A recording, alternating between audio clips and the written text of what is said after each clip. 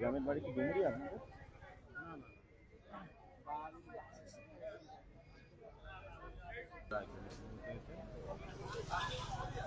নিহত মৌমিতা হাওলাদারের লাশ কিন্তু এই অ্যাম্বুলেন্সে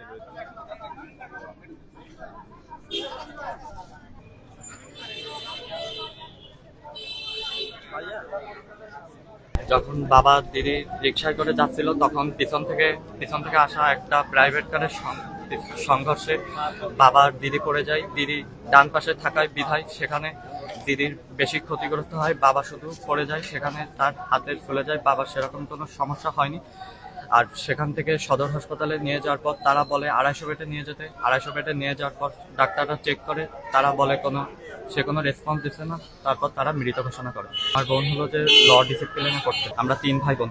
আমার বোন সবাই বড়।